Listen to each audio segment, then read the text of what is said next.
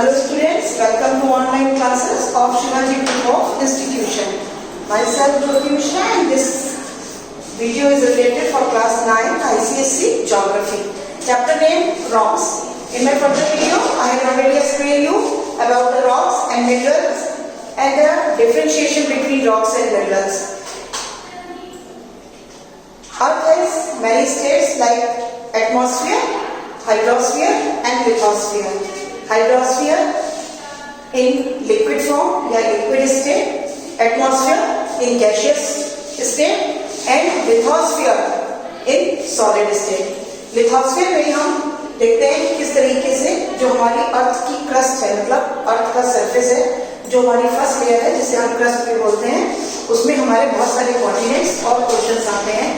उन्हीं कॉन्टिनेंट्स और ओशन के जो कॉन्टिनेंट्स हैं उनमें हमें रॉक्स मिलते हैं और मिनरल्स मिलते हैं, जिसके बारे में मैंने आपको अपने इसके पहले वीडियोस में बताया है. अब देखिए रॉक्स के बारे में हमने पढ़ा कि रॉक्स क्या होते हैं. इनका जैसे कि डिफरेंशिएशन में पढ़ा था कि मिनरल्स जो है वो होमोजीनियस होते हैं, रॉक्स जो होती हैं हेटेरोजीनियस होती हैं. जो मिनरल्स होते हैं उसके एग्जांपल्स भी मैंने बताए थे, रॉक्स के अलग बताए थे, तो ये हमने डिफरेंशिएशन किया था.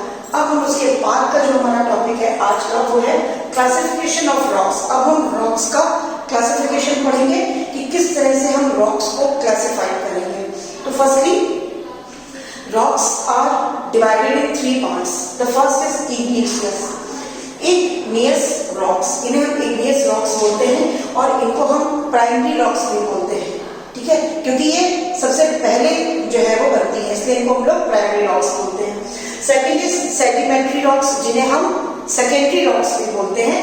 और the third is the metamorphic rock, they also called secondary rocks. For example marble and slate. यहाँ पर हमने मेटामॉर्फिक का एग्जांपल भी दिया हुआ है. So firstly I will explain you again igneous rocks, sedimentary rocks and metamorphic rocks. ठीक है, तो firstly we divided the rocks into 3 parts and next the igneous rocks further divided in 2 parts, intrusive rocks and extrusive rocks.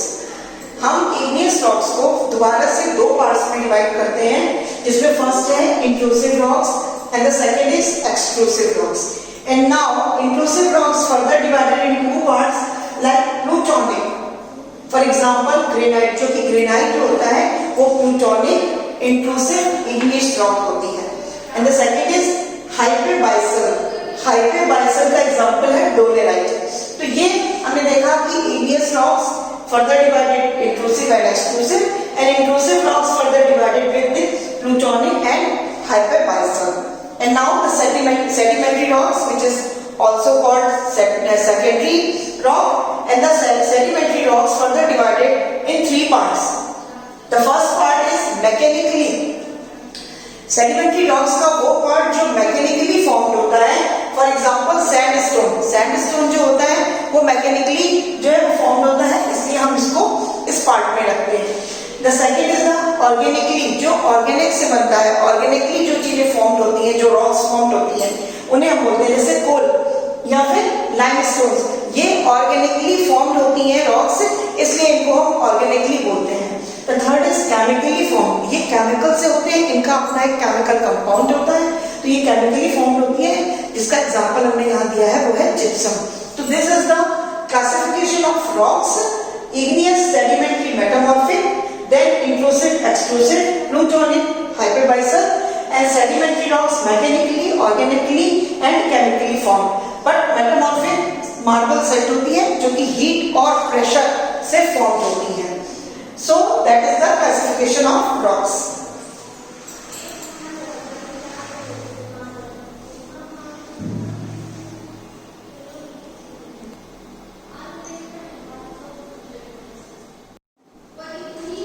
Hello, and now igneous rock. हम लोग पढ़ रहे थे classification of rocks, जिसमें मैंने बताया the rocks are divided into 3 parts: igneous rock, sedimentary rocks and metamorphic rocks.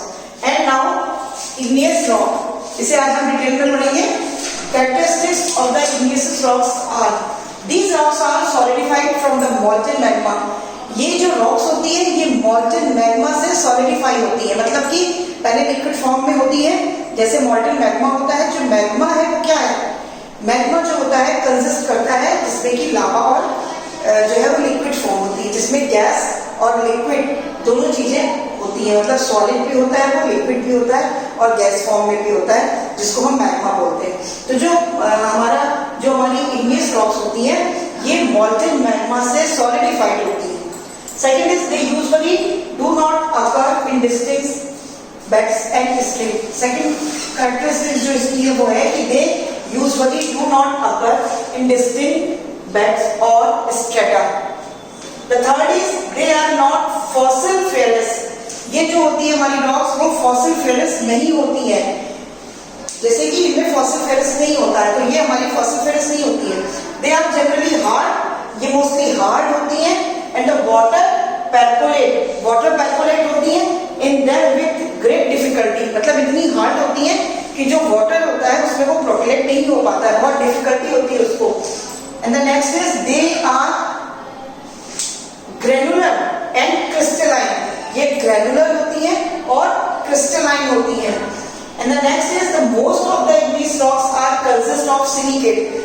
जितनी भी जो मोस्ट ऑफ द हमारी रॉक्स होती है ये इग्नियस रॉक्स वो किससे कंसिस्ट होती है, सिलिकेट से।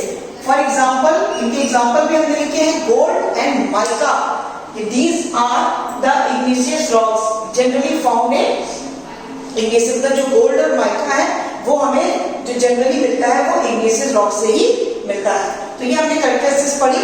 फर्स्ट जल्दी से मैं दोबारा से रिपीट कर देती हूँ। These rocks are solidified from molten magma. They usually do not occur in distinct beds or strata. They are not fossil fuels. They are generally hard and water percolate. They are granular and crystalline.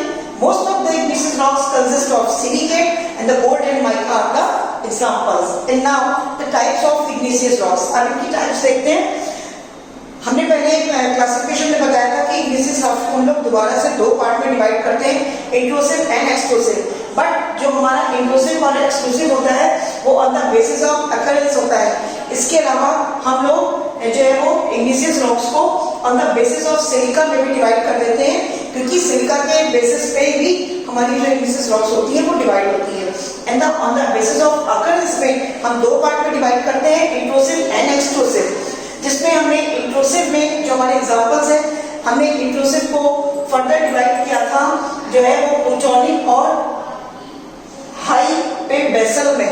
हमने दोबारा से इसको classification में बताया था plutonic and high पे basal. और intrusive rocks जो होती हैं जो कि प्लूटोनिक और हाइपोबेसल में डिवाइड होती हैं, उनके कुछ एग्जांपल्स या और भी इग्नियस रॉक्स और भी टाइप्स की होती हैं, जो कि है बैथोलिक, लैकोलिक, सिल and diet. These are batholite, lacolite, sill and dike। ये भी इग्नियस रॉक के ही एग्जांपल्स हैं, और इसी के साथ साथ ये इंट्रूसिव इग्नियस रॉक्स के एग्जांपल हैं। एंड एक्सक्लूसिव में अगर हम देखें तो on the basis of nature of lava, अगर हम लावा के नेचर के अकॉर्डिंग देखते हैं, क्योंकि हमने बताया कि ये मॉल्टन मैग्मा से सॉलिडिफाइड होती है, तो अगर हम लावा के बेसिस की उसके नेचर पे देखें तो हम एक्सक्लूसिव रॉक्स को भी टू पार्ट्स में डिवाइड कर देते हैं, एक्सक्लूसिव और क्विक। तो आज हमने इग्नियस रॉक्स के बारे में पढ़ा और क्लासिफिकेशन ऑफ रॉक्स भी देखा। अब हमारी दो रॉक्स रहती हैं, sedimentary and metamorphic. In my next video I will explain you about metamorphic and sedimentary. Thank you, have a nice day.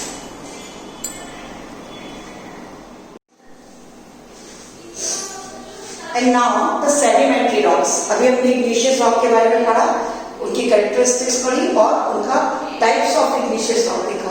And now the sedimentary rocks. Sedimentary rocks, these are the characteristics of the sedimentary rocks. The material of sedimentary rocks is derived from the pre existing rocks. इसका जो material होता है वो हमें pre existing rocks से मिलता है। They contain layers और स्ट्रेटा। जो सेडिमेंट्री रॉक्स होती है वो हमें लेयर्स में मिलती है। लेयर्स का मतलब होता है कि एक पार्ट जो है वो जो एक लेयर बनती है, उसके बाद नेक्स्ट, उसके बाद दोबारा से उसी के ऊपर दूसरी लेयर आ जाती है। They often known as stratified rocks, और स्ट्रेटा कंटेन होने की वजह से हम इन्हें स्ट्रेटिफाइड रॉक्स भी बोलते हैं। They deposited in seas and oceans in a sequential order. अब देखिए यहाँ पे समझिए कि ये हमें सी और ओशन में डिपॉजिट होती है और सीक्वेंशियल ऑर्डर में मिलती है। सीक्वेंशियल का मतलब होता है कि एक लेयर के ऊपर दूसरी जो लेयर होती है वो सीक्वेंस में एक ऑर्डर के साथ में बनती चली जाती है और मतलब थाउजेंड ऑफ ईयर्स में जाकर वो सेडिमेंट्री रॉक्स में जो होती है वो चेंज हो जाती है। दे प्रियम्बल एंड पोरस। इस प्रियम्बल और पोरस का मतलब होता है कि इनमें इस तरह के छेद होते हैं। पोरस का मतलब होता है वो छोटे छेद होना जिसमें कि वाटर जो होता है वो जो है उसका डिफिकल्ट नहीं होता है जाना और वहाँ पे उनमें जो पानी होता है वो भर जाता है। They contain fossils. इनमें फॉसिल्स होते हैं बिकॉज क्योंकि ये सेडिमेंट्री रॉक्स है, लेयर्स बनती है तो क्या होता है जब बहुत तेज से जो विंड्स होती हैं या फिर जो वाटर होता है उनका जो फ्लो होता है, जैसे फ्लड है, फ्लड के टाइम पे पानी का बहाव जब ये बहुत तेजी के साथ में बहता हुआ जाता है और एक जगह जाके डिपॉजिट हो जाता है और वहां पर एक लेयर बन जाती है। उसके बाद नेक्स्ट दोबारा और जब उसमें हीट और प्रेशर भी पड़ता है उससे वो दब जाता है। देन दोबारा से फिर से विंड और वाटर का जो बहाव होता है वो सारी चीजें उसमें बहुत सारे फॉसिल चीज को अपने साथ बहा के ऑर्गेनिक चीजों को बहाकर अपने साथ ले जाता है और ले जाके एक जगह डिपॉजिट करता है। उसके बाद उसके ऊपर सीक्वेंस के साथ में सेकेंड लेयर होती है। तो ये जो लेयर्स बढ़ती जाती हैं उनमें हीट और प्रेशर होता है। ये पोरस होती है इनमें तो और स्ट्रेटिफाइड रॉक्स होती है, इनमें स्ट्रेटा भी कंटेन होता है जैसा कि अभी हमने बताया। तो इन सब की वजह से हीट और प्रेशर पड़ने की वजह से थाउजेंड ऑफ ईयर्स में जाकर ये जो भी हमारी रॉक्स होती है वो सेडिमेंट्री रॉक्स में चेंज हो जाती है। They are great economic importance. इन रॉक्स की बहुत ग्रेट इंपॉर्टेंस है, इकोनॉमिकली ये बहुत इंपॉर्टेंट होती है। क्यों? क्योंकि इनसे हमें बहुत सारे मिनरल्स मिलते हैं। They have been controlling factory in the development of this industries. इसके साथ साथ ये एक बड़ा फैक्टर है इंडस्ट्रीज के लिए क्योंकि हमको इससे सेडिमेंट्री रॉक से बहुत ज्यादा रॉ मटेरियल्स मिलते हैं और सोसाइटी के लिए भी और कल्चर के लिए भी। तो ये हमारा सेडिमेंट्री रॉक्स हो गया। एट लास्ट हमारा मेटामॉर्फिक है जिसे हम नेक्स्ट वीडियो में पढ़ेंगे। Thank you, have a nice day.